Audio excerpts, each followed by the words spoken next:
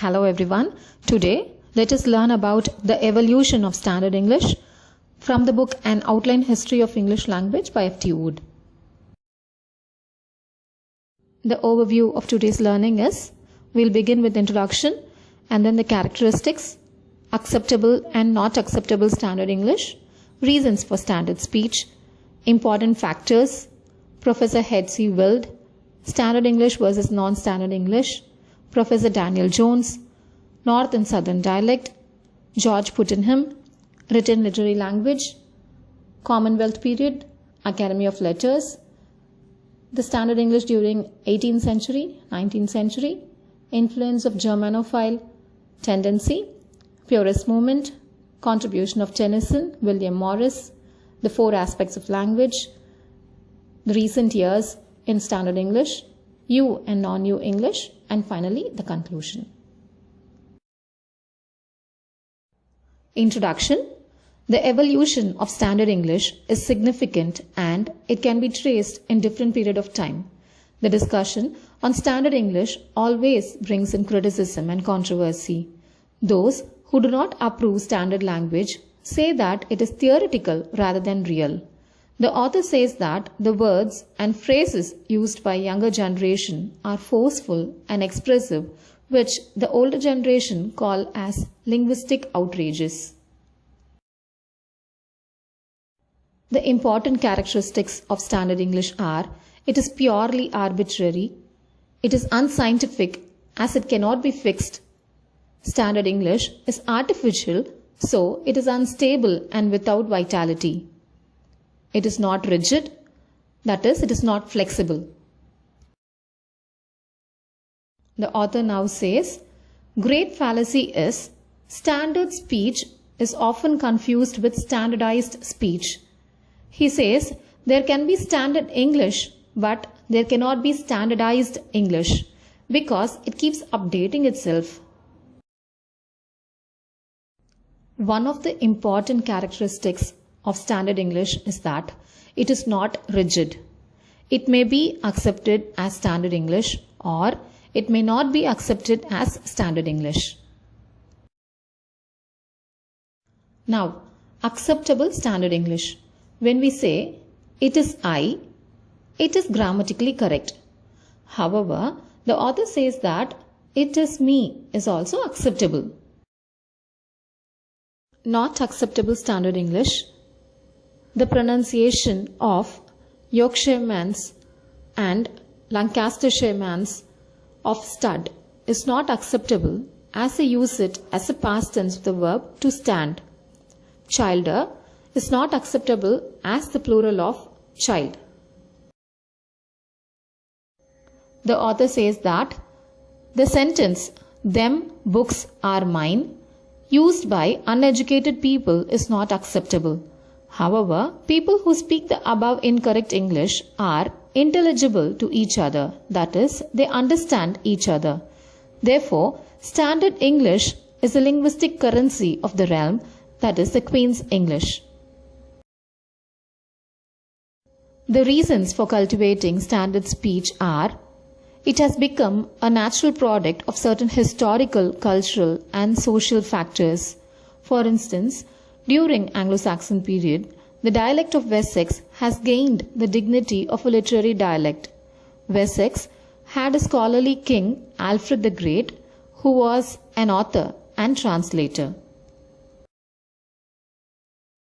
During Middle English period, Chaucer and other contemporary writers gave East Midland dialect a literary prestige.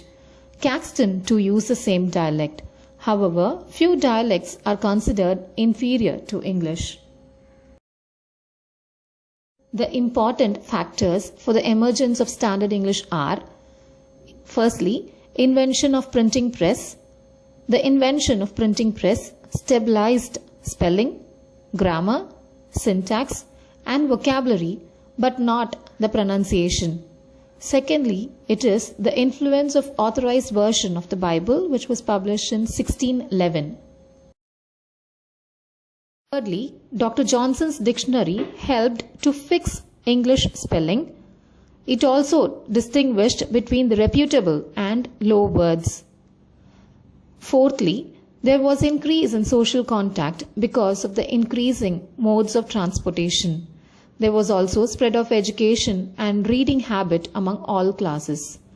Finally, the advent of wireless and television. Professor H.C. Wyld, in his book Short History of English, has defined Standard English as which is spoken within certain social boundaries with an extraordinary degree of uniformity all over the country. However, this definition is no longer valid as the old rigid social barriers are broken in today's world. The difference between standard and non-standard English. Speaking good English brings a person into ever-broadening social circle, whereas speaking non-standard English places a person outside the social class. Standard English has social prestige and gives the same to its speakers, while non-standard English may not confer social prestige on its speaker. Daniel Jones, professor of English language, says that standard English is spoken in the families of southern England who are educated at the great public schools. However, F.T. Wood says that his definition may be faulty. He says the distribution of standard English is based upon two important factors, that is, the English of southern England and the language of the cultured and educated classes of that region. The dialect of the south has gained importance rather than the north for the following reasons. Firstly, the courtly reasons. Secondly, the reasons of government. Thirdly, trade and commerce. And finally, the foreign travel. George Puttenham, in his Art of English Poesy, advises poets not to consider the spoken words of northern men or any speech used beyond the river of Trent. However, he insists to consider the usual speech of the court of London and shires within 60 miles in London, as they are guided by English dictionaries and other books written by scholars. Now, our author F.T. Wood says that Puttenham shares his thoughts on behalf of the written literary language rather than for the spoken word. Written literary language. When people are led by written literary language, speech of polite society follows them. From polite society, it moves on to the lowest strata. However, it is also influenced by the contribution of political, religious, and social developments of each age. The Commonwealth Period is from 1649 to 1660. During this period, importance was given to reading and the study of Bible. People were against courtly affection and Latinism. Saxon, which was the foundation for the mother tongue, was also given importance. Academy of Letters. English did not have any Academy of Letters. At the end of the 17th century and the beginning of the 18th century, many writers felt the need of an academy to fix the standard of language and vocabulary by an authoritative body. During this period of time, the rulers were the Merry Monarch, Queen Anne, and two Georges. They had courtiers, politicians, and men of letters, that is, educated people. They were conscious of the difference between London and Southern dialect. The Yorkshire squire is ridiculed for his uncouth behavior and barbarous diction. The purpose of the academy is to define what is considered to be good English. They wanted to lay rules on the words that are accepted as polite language and slang. However, when Johnson began to compile the dictionary, he identified it to be not feasible. So, he opposed the establishment of any academy as it may spoil the spirit of English liberty. The first half of the 18th century was the classical age of English letters. It laid down rules to be followed for literature and expected the same for language. They insisted the usage of dictionary and grammar book to use English language correctly. They wanted to establish English style and diction. But English language is not fixed or static. So, even after many attempts of the authors, it was not possible to establish standard English. 19th century was the age of individualism. Matthew Arnold rejected the idea to establish academy for English language in his essay, The Literary Influence of Academies, in his work, Essays in Criticism. But he insisted to have influential centers for correct information. During 19th century, there was commercial development, vocabulary improved through foreign contacts, development of science brought new words that are academic and technical, many isms were born. There was also the influence of Bible. Influence of Germano-Phile tendency. Germano-Phile refers to great admiration for Germany and German culture. During the middle of 19th century, German influenced the English language through the writings of Carlyle and other German philosophers. Moreover, the Queen was also married to a German prince. Purist Movement.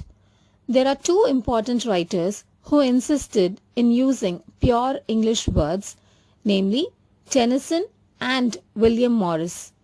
It brought a movement called Purist Movement. However, both of their influences were only for a short time. Tennyson was a representative poet of the 19th century. He used words of purer English. The average of about 88% of his diction had native origin. William Morris disliked the innovations in language. He even insisted that the word omnibus should be replaced as folkwain and the word dictionary should be replaced as word book. 4 aspects of language. There are 4 important aspects of language: vocabulary, spelling, grammar, and pronunciation. Standardization took place for the first 3 aspects. Recently, pronunciation has also become more or less uniform. Recent years, there is a reaction against the idea of standard English. It is a reaction against the authority.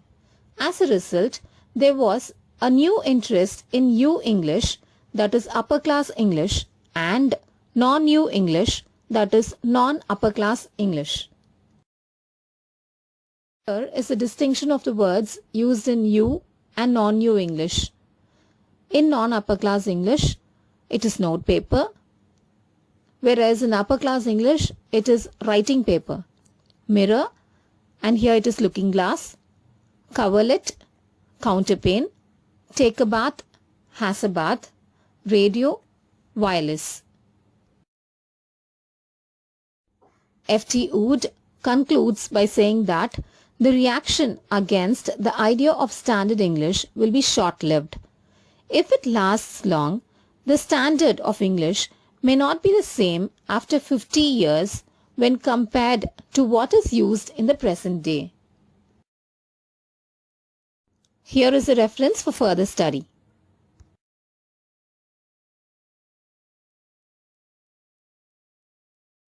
As always, thanks for listening and thanks for your time. Thank you.